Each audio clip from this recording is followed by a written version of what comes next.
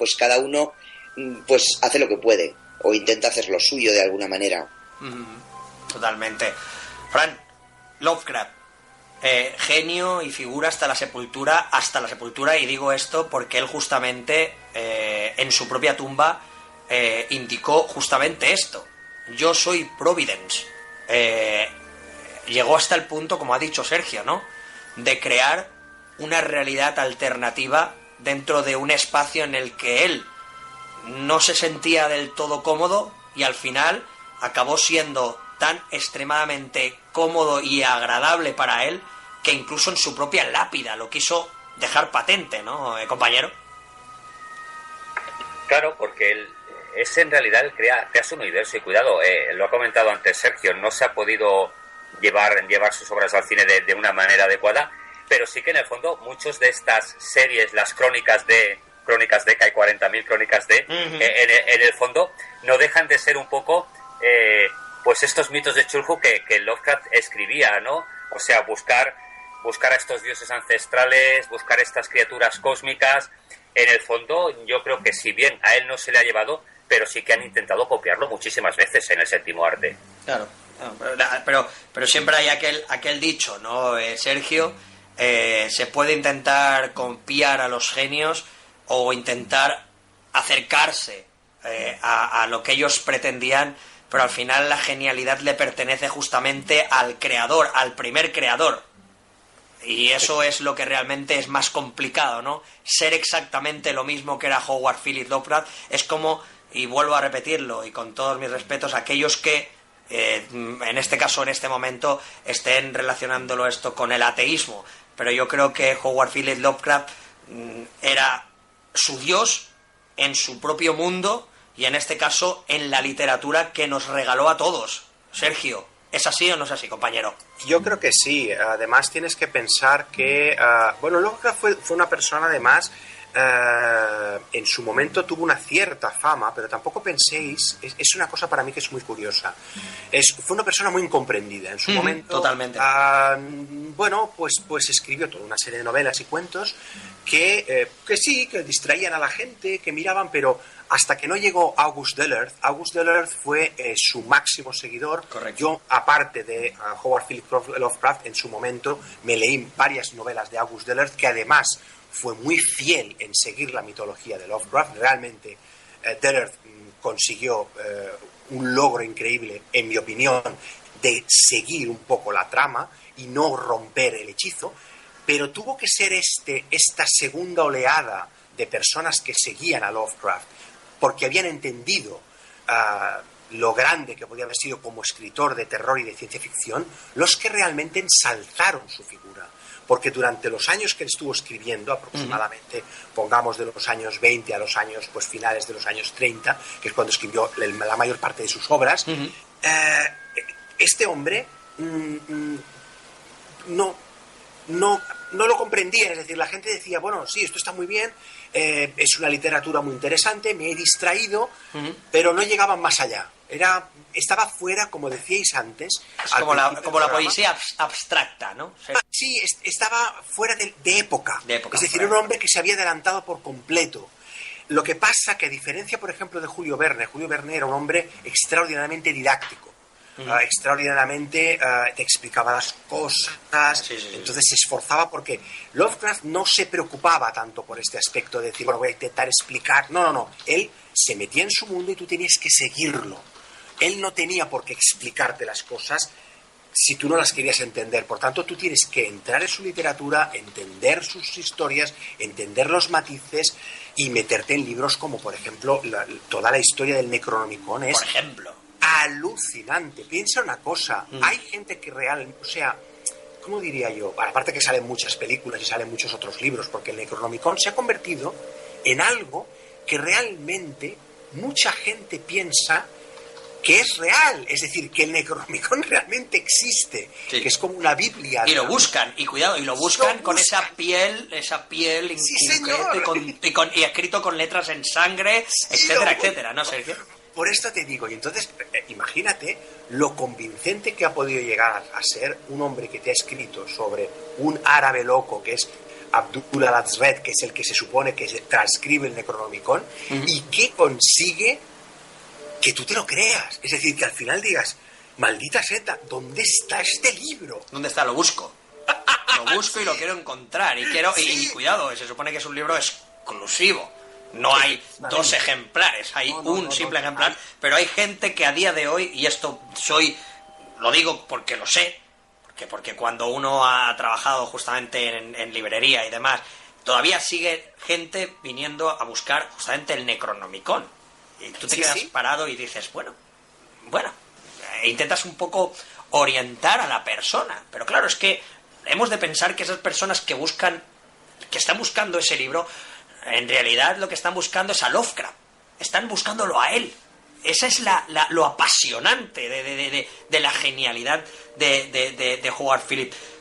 Genialidades como, por ejemplo, frases como la que él, como genio y erudito, pues planteó y puso sobre la mesa, que es: el pensamiento humano es el espectáculo más divertido y más desalentador de la Tierra, Silvia. Qué paradoja tan increíble, ¿no?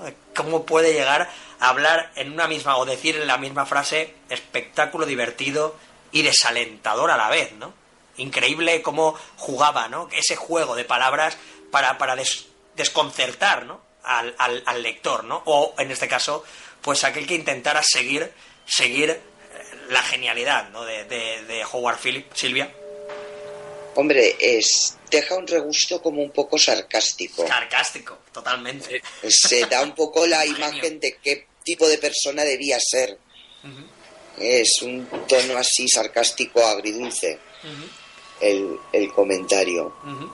No, pero volvemos a lo mismo de siempre, ¿no? Y nosotros que hemos tratado aquí sobre bastantes personajes, vamos a decirlo así, o protagonistas, en este caso de la historia, justamente lo más apasionante, Fran, de estos personajes son sus rarezas, sus extrañezas, esa capacidad genuina que tienen de, en lo extraño, en lo raro, en lo peculiar, en lo distinto, conseguir que nos adentremos en esa literatura hasta el punto de llegar a, como ha dicho Sergio Rossi, creérnosla, ¿no, Fran? Llegar a creérnosla, llegarnos a creer que propio Necronomicon existe, porque para la mente de todos los amantes de Lovecraft, el Necronomicon existe, Fran. ¿O no es así, claro, compañero? Y no solamente para personas. A ver, pensemos que en la lista de los libros prohibidos por la Iglesia, que cuidado, la última lista creo que se publicó en 1960 y pico, para entonces aún la Iglesia consideraba que había libros prohibidos, el Necronomicon formaba parte de esa lista. O sea, que incluso la propia Iglesia consideraba que era un libro real. ¿Era real?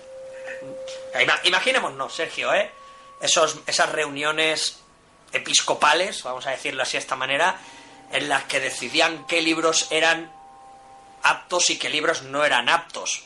Épocas antañas y arcaicas y añejas que deseamos no se vuelvan a repetir nunca más en la historia, aunque bueno, algunos pretenden que la Inquisición vuelva a resurgir de las cenizas del infierno, quiero decir, en este caso. Sí. Pero claro, Sergio, es que ojalá, ¿no? Se impusieran, ¿no? Esas cenizas de ave fénix que antepone el propio Lovecraft en cada una de sus frases y que destroza, tumba, revienta cada una de esas columnas de esa llamada iglesia a la cual él, pues como tú bien dices, ¿no? En la cual no creía, literalmente. Él la tumbaba simple y llanamente pues con frases, ¿no? Con comentarios, con sus propias obras, ¿no? Al final conseguía pues que gente erudita, gente que tiene capacidades elevadas para estar en esas posiciones eclesiásticas, creyeran que sus propias obras, o en este caso ciertas obras, pues tenían índices de veracidad, Sergio. Ahí es donde está la genialidad, ¿no, compañero? Y yo creo que aquí, pues precisamente el hecho de prohibir o de tener un cierto resquemor con el Necronomicon, que no existía, pero que aquí, pues bueno, es que claro, piensa que el Necronomicon es un libro en el cual están escritas, evidentemente de forma ficticia, pero están escritas todas las llamadas para hacer que resurja Cthulhu. y otros dioses primigenios que están en la Tierra. Recuerda que Cthulhu está en la Tierra, está debajo indefinidamente, podría estar debajo de la Antártida, por ejemplo, o podría estar en otro lugar, porque se lo ubica, dependiendo de la novela, se lo ubica en diferentes partes del planeta.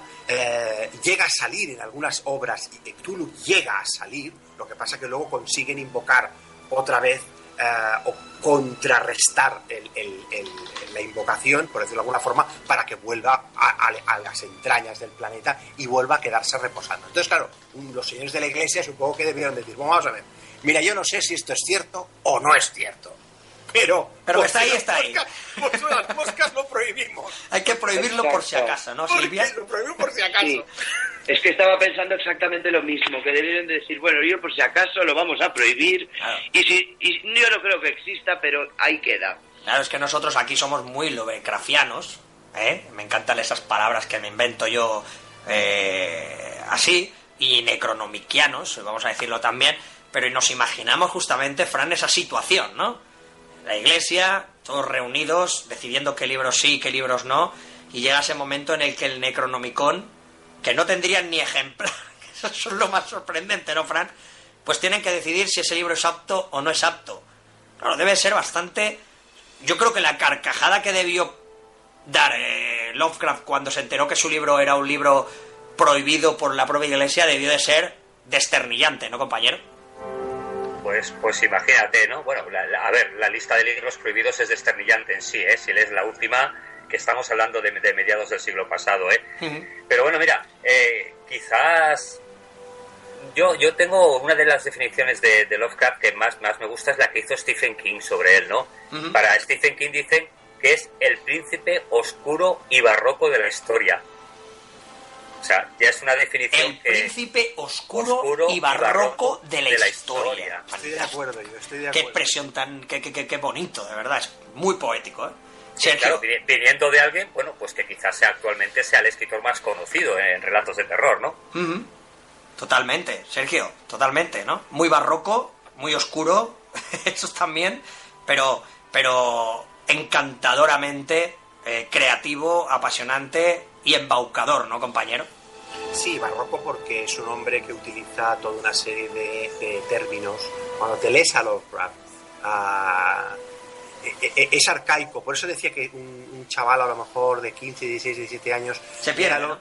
Y se va a aburrir, yo creo, porque hoy en día estamos acostumbrados a otra cosa, a otro tipo, digamos, que de literatura mucho más directa, mucho más impactante. Lovecraft tiene muy poco diálogo, por ejemplo. Es decir, las novelas de Lovecraft tienen poquísimo diálogo. De vez en cuando habla el personaje uno con otro, pero vamos, que hay muy poco, porque por lo general suelen ser personas que están aisladas. Totalmente. Es decir, que él las aísla. Él las aísla en una casa, pues tipo, no sé, la casa de Psicosis, ¿sabes? Una casa aislada, sí. una casa en lo alto de la colina, que te la imaginas, un señor que ha cobrado una herencia, por ejemplo, entonces va a una casa que se rompe, que había un tío, entonces lee los manuscritos que hay dentro de la casa, se encuentra toda una serie de pergaminos, los empieza a leer, se va a unos sótanos, a una biblioteca prohibida o escondida, oculta, empieza, en pocas palabras, te describe tanto las cosas que repito que te tiene que gustar de verdad la literatura para que Howard Phillips Lovecraft sea uno de tus autores. Te tiene que gustar. Pero bueno, pasa lo mismo con Edgar Allan Poe y con otros. Claro. Es gente que realmente hacía literatura. Estamos hablando de verdaderos genios avanzados a su época que conseguían crear verdaderas obras de arte que quizás en su época eran criticadas, avasalladas, prohibidas, como hemos dicho, ¿no, Silvia? Pero que aquellos verdaderos enamorados de la literatura, cuando conseguían tener en sus manos una primera edición o un ejemplar, lo cuidaban, lo mimaban e inclusive, lo dejaban como herencia para sus futuros venideros, ¿no? De lo que realmente podía llegar a expresar, pues, un literato de estas características, un genio de estas características a la hora de, sacar cualquier cualquier libro, en este caso, ¿no, compañera?